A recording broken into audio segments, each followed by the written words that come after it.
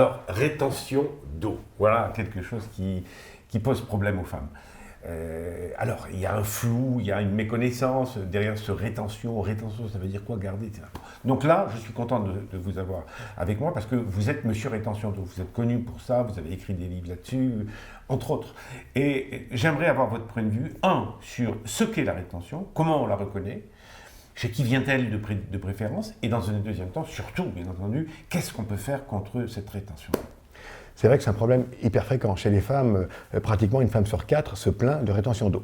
Alors au départ, c'est vrai qu'on a du mal à comprendre puisque l'être humain est un être déjà hydrique. C'est-à-dire que dans un être humain, il y a entre 50 et 60% d'eau. Mais cette eau est en mouvement. C'est-à-dire qu'il y a un mouvement permanent de l'eau. La rétention d'eau, c'est quand l'eau va se stocker entre les cellules, dans l'espace intercellulaire. En fait, tout ça, ça vient du système vasculaire.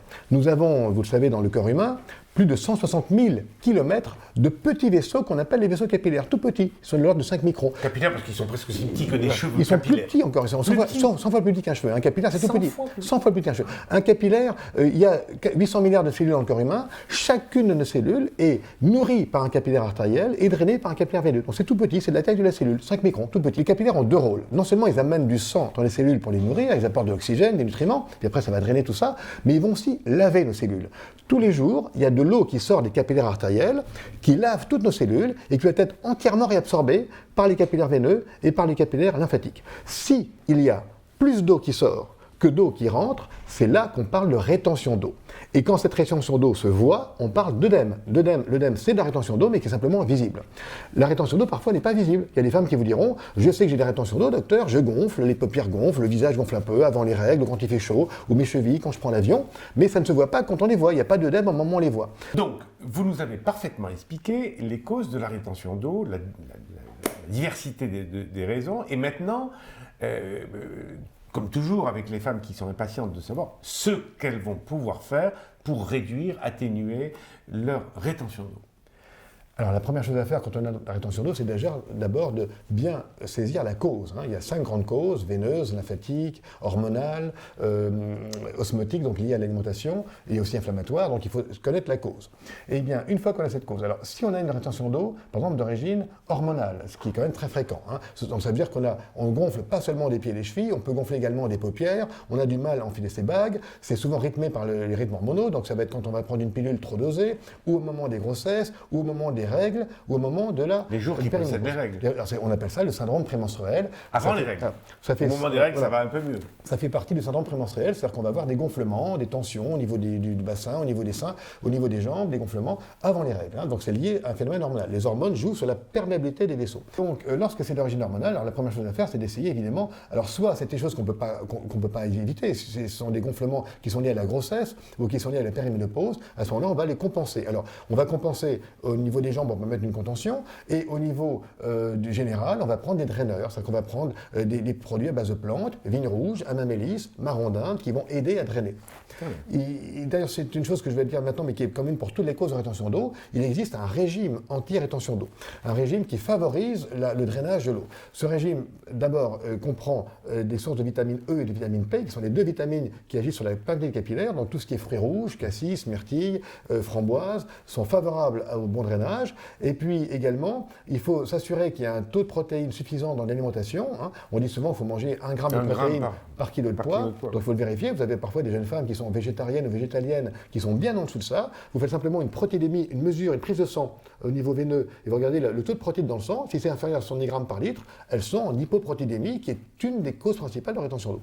Ensuite, vous avez... Donc c'est très important ce que vous dites. C'est important, demandez le dosage des protéines sériques. Chez une personne dont on peut soupçonner, quelqu'un qui vous dit je suis végétalienne par exemple, et qui même en essayant de compenser ne prend aucune protéine d'origine animale, on peut quand même se demander s'il n'y a pas un taux de protéines intraveineux un peu bas. Oui. Donc ça c'est important. Et puis ensuite, donc on va ensuite pouvoir le drainer, donc même pour des rétentions d'eau d'origine hormonale. Alors évidemment il faut essayer de jouer à la source. S'il y a une pilule qui a été changée récemment et qu'elle est trop fortement dosée, s'il y a un traitement hormonal substitutif, ce qu'on appelle un THS, traitement hormonal substitutif de la ménopause, voilà, qui parfois n'est pas toujours adapté, parfois le gynécologue il va à tâtons, il essaye une première molécule, et si ça ne va pas, il faut qu'il trouve juste celle qui correspond à son équilibre propre et qui est variable d'une personne à l'autre. Donc ça, c'est une façon d'agir à la source. Et puis on peut enfin drainer par des drainages lymphathiques manuels, des méthodes de massage. Il y a une méthode de drainage qui aujourd'hui est très à la mode. J'avais contribué à son lancement, c'était l'aquadrainage lymphatique. Donc l'aquabacking est un moyen de drainer avec les buses d'eau sous l'eau. Ça permet de drainer. Alors, on a déjà dit avec cette cause hormonale ce qu'on pourrait dire dans les autres causes de rétention d'eau. Dans la rétention d'eau, à part les causes veineuses, hormonales et lymphatiques, on peut agir à la source. En général, on draine, on fait de la compensation, mais on a quand même souvent du mal à agir à la source. Donc on est souvent obligé de compenser. Quand c'est une rétention d'eau d'origine veineuse, donc j'ai une insuffisance veineuse, c'est-à-dire que le sang dans mes veines remonte pas bien vers le cœur. J'ai une paroi veineuse qui est fragile, les veines se distendent, la pression dans mes veines augmente, donc j'ai de l'eau qui reste dans les tissus. Eh bien, la première chose à faire, évidemment... Là, elle est localisée. C'est très localisé. C'est la pesanteur. C'est la pesanteur, c'est exactement ça. Donc, c'est les pieds dans les chevilles que ça se passe, et donc là, la première chose à faire, c'est de renforcer la paroi des veines. Pour renforcer la paroi des veines, on peut déjà agir par des phlébotoniques, sur des substances qu'on injecte en pharmacie, qui sont maintenant en vente libre, puisqu'elles sont plus remboursées, qui peuvent aider à ce drainage. On agit, on va voir son médecin qui peut conseiller, si il le juge nécessaire, d'aller voir un spécialiste pour voir avec un appareil Doppler s'il n'y a pas de problème veineux. On va chercher des sources de problèmes veineux visibles, des varicosités, peut-être des varices apparentes ou des signes d'insuffisance veineuse. Et donc, le traitement de base, c'est de corriger d'abord l'insuffisance veineuse. On a une troisième cause. Donc des médications. Des médications. Et puis après, c'est la contention. La contention, bien sûr. Toujours. C'est phénoménal, la contention. La contention, c'est important. Ça prend une importance. Je l'avais cité pour les hormones, mais bien sûr que dans les veines, c'est le traitement de base. Donc la contention est un moyen de compenser. Ça ne rend pas les veines plus solides, mais ça permet de compenser des veines fragiles. Quelqu'un qui est obligé de rester debout 8 heures par jour parce qu'elle est coiffeuse, elle est hôtesse de l'air, elle a un métier où elle est tout le temps debout à piquiner, elle est commerçante, eh bien elle va compenser cette session debout prolongée par une contention. Donc c'est bien pour ça. Et après, il y a des causes lymphatiques, des causes osmotiques. Donc à chaque fois, on essaie d'agir sur la cause. Si on a une cause osmotique, eh bien on fait attention de manger suffisamment équilibré pour avoir son taux de protéines. À chaque fois, on va utiliser à chaque fois les produits drainants, vin rouge, marandin, amélis. Les produits drainants, l'alimentation. L'alimentation, les drainages, soit par la main du kiné ou de l'esthéticienne, ce qu'on appelle les drainages lymphatiques, ou bien l'aquadrainage lymphatique en piscine, en aquabacking, en piscine ou en cabine. Et la contention. Puis, la contention, toujours. La contention, toujours bien. La contention, c'est bien dans les moments où on ne peut pas faire autrement. C'est bien quand on est enceinte, c'est bien quand on prend l'avion, c'est bien pour compenser des journées où on piétine beaucoup debout. Mais peut-être pas tout le temps. N'oubliez pas qu'en contention, on a une étude qui est sortie il y a quelques temps, qui a montré qu'il y avait aussi quand même, il n'y a pas que du bienfait.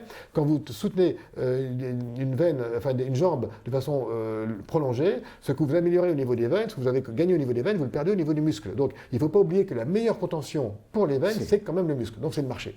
Marcher un petit peu chaque jour, descendre une station de métro. Et marcher avec une contention, c'est encore mieux. Parce que là, vous avez non seulement vous faites travailler votre musculature, mais vous avez un mur de résistance. Donc ça monte assez facilement. Mais 80% des veines sont dans la masse musculaire. La marche elle-même est déjà une forme de drainage très efficace. Bien sûr. Bon, bah écoutez, tout ça, ce sont des bonnes nouvelles pour les femmes. J'espère qu'elles vont adorer ce que vous nous avez raconté. Et puis voilà, merci beaucoup. Merci encore.